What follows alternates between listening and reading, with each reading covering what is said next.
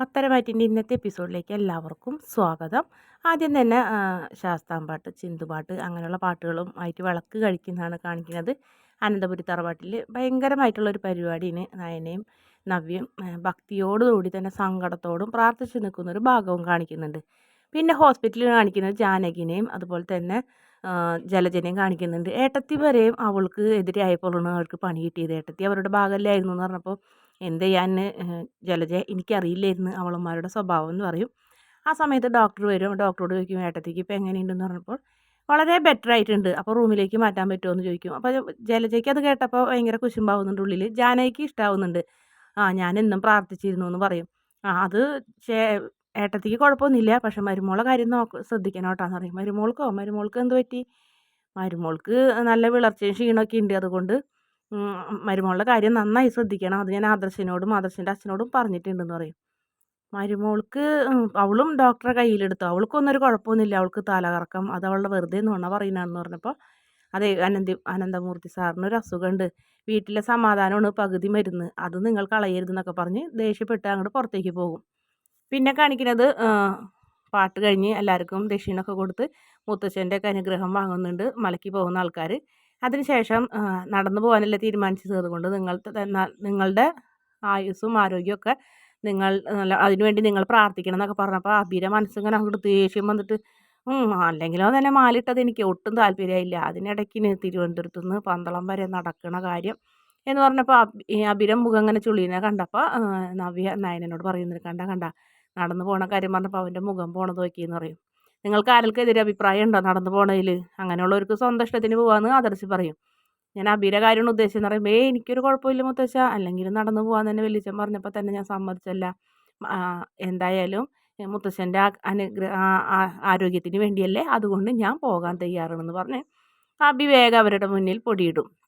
അതിനുശേഷം നവ്യ വിഷമിച്ച് ഇങ്ങനെ സെറ്റിയിലിരിക്കുകയായിരിക്കുള്ള സമയത്ത് മുത്തശ്ശനും മുത്തശ്ശിയും വരുമ്പോൾ എന്താ മോളെ ഇങ്ങനെ വിഷമിച്ചിരിക്കണേന്ന് ചോദിക്കും. പെട്ടെന്ന് ചാടി എഴുന്നേൽക്കൊന്നും വേണ്ടാന്ന് പറയും.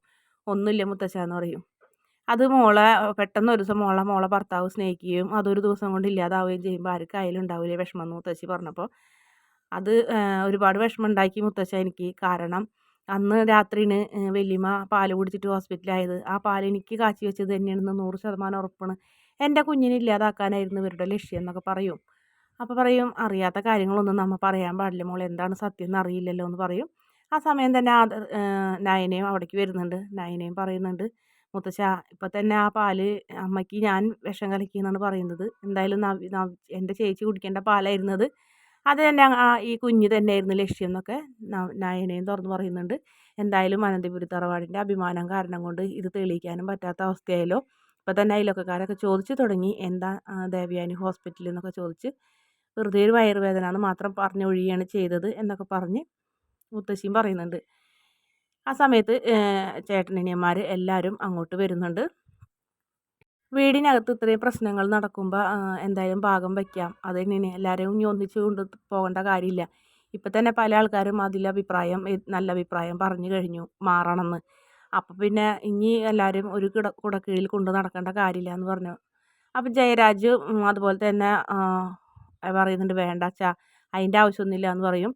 എന്തായാലും സ്വർണ്ണക്കടയും ബിസിനസ് സ്ഥാപനങ്ങളൊക്കെ തൽക്കാലം ഞാൻ ആദർശിനോട് നോക്കാൻ ഏൽപ്പിച്ചേക്കണ്. അതിലുണ്ടാവുന്ന ആദായം അതുപോലെ ലാഭങ്ങളൊക്കെ നീ എല്ലാവർക്കും പങ്കുവെച്ച് കൊടുത്താൽ മതി, ബാക്കി സ്വത്തുക്കളൊക്കെ പങ്കുവെച്ച് കൊടുക്കാമെന്ന് പറഞ്ഞപ്പോൾ നയനയും പറയുന്നുണ്ട് അത് വേണ്ട മുത്തശ്ശി, അത് വല്ലാത്ത പ്രശ്നത്തിൽ അവസാനിക്കും. ഇപ്പോൾ തന്നെ എന്നെ ഒരു കണ്ണിലെ കരടായിട്ടാണ് അമ്മ കാണുന്നത് എന്ന് പറയും. അത് എന്തായാലും സത്യം മനുഷ്യനല്ലേ അറിയുള്ളൂ, മനുഷ്യനല്ലേ അറിയാത്തുള്ളൂ, ദൈവങ്ങൾക്ക് അറിയാലോ നയനെ എന്ന് പറയും. എല്ലാം വെട്ടി തുറന്ന് പറയാൻ എനിക്ക് അറിയാഞ്ഞിട്ടല്ല എന്ന് ജയനും പറയും.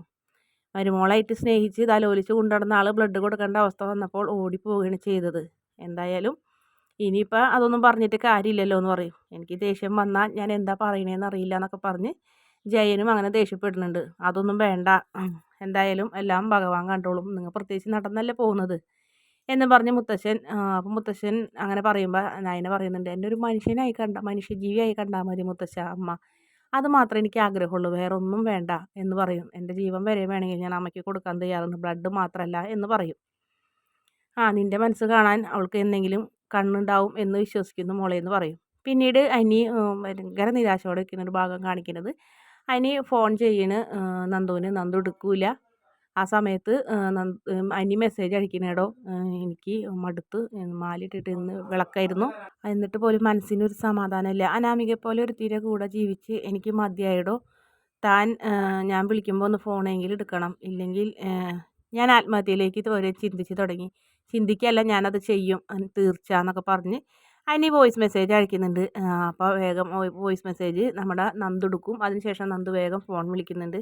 എന്തിനാ ഇങ്ങനെയൊക്കെ സംസാരിക്കുന്നത്, ഞാൻ ഹോസ്പിറ്റലിൽ വെച്ച് പറഞ്ഞതല്ലേ, എൻ്റെ പേരും പറഞ്ഞൊരു പ്രശ്നം ഉണ്ടാവരുത്. മാത്രമല്ല എന്തായാലും അനിയുടെ വിവാഹം കഴിഞ്ഞു, അപ്പോൾ പിന്നെ ആ പെൺകുട്ടിയായിട്ട് ഒത്തുപോകാനാണ് നോക്കേണ്ടത് എന്ന് പറഞ്ഞപ്പോൾ എന്തിനും ഇങ്ങനെ ഒരു പെൺകുട്ടിയെ കൊണ്ട് നടക്കണത്, അല്ലെങ്കിൽ തന്നെ അവൾ ഇവിടുത്തെ സ്വത്ത് കണ്ടിട്ട് ഇങ്ങോട്ട് കയറി വന്നത്, എന്താ അവളുടെ ഉദ്ദേശം എന്ന് പോലും എനിക്കറിയില്ലടോ.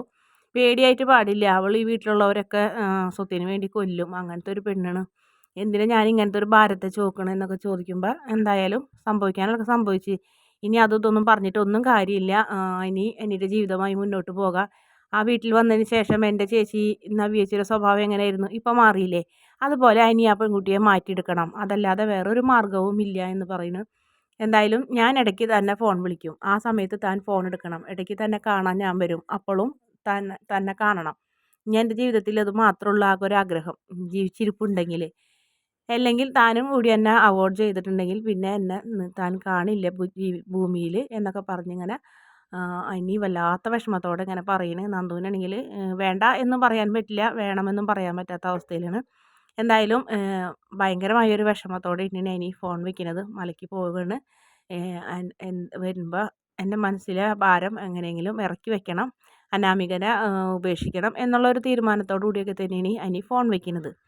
അതിനുശേഷം വീണ്ടും കാണിക്കുന്നത് ആദർശിനെയും അതുപോലെ തന്നെ നയനേനെയും കാണിക്കുന്നുണ്ട്. ആ മുറിയിലവരെത്തിയിട്ടുണ്ട്. ആദർശ് നയനോട് പറയുന്നുണ്ട്, അമ്മയില്ലല്ലോ, ഇന്ന് നീ ഈ മുറിയിൽ കിടന്നോ, ഞാൻ തറയിൽ കിടക്കുക, നീ കട്ടിൽമ കിടന്നോന്ന് പറഞ്ഞപ്പോൾ ഒരിക്കലും അതൊന്നും വേണ്ട.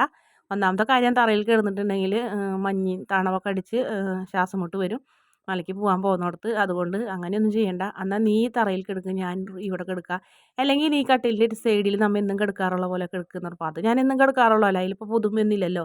എന്തായാലും അമ്മ എങ്ങനെയാണ് ആഗ്രഹിച്ചത് അത് അതുപോലെ തന്നെ മതി, അല്ലാതെ അമ്മ പോയി എന്ന് വിചാരിച്ചിട്ട് അമ്മയുടെ ഇഷ്ടമില്ലാത്ത രീതിയിലുള്ള, അമ്മയ്ക്ക് ഇഷ്ടമില്ലാത്ത രീതിയിലൊന്നും ജീവിക്കേണ്ടെന്ന് പറയും.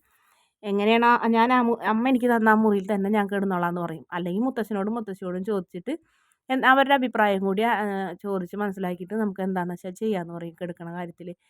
എന്ത് പറയുമ്പോഴും അനുസരിക്കില്ല ഒരു കാര്യവും. നീ എന്തായാലും ഇടയ്ക്കിടയ്ക്ക് തല കറങ്ങണമല്ലേ, ഞാൻ പോയി കഴിഞ്ഞാൽ നീ ഉപ്പിട്ട നാരങ്ങ വെള്ളമൊക്കെ കുടിച്ച് നിൻ്റെ ശരീരം നോക്കണം, അത്രയധികം ബ്ലഡ് എടുത്തിട്ടുണ്ട്, അതുകൊണ്ടാണ് ഈ പറയുന്നത്. ഇത്തിരിയെങ്കിലും സ്നേഹം ഉണ്ടെങ്കിൽ നീ ഞാൻ പറയണമെന്നനുസരിക്കുന്നൊക്കെ പറഞ്ഞ് ആദർശ് നയനനെ ഒരുപാട് സന്തോഷത്തോടെ സ്നേഹത്തോടെ കെയർ ചെയ്യുന്നതായിട്ടാണ് കാണിക്കുന്നത്.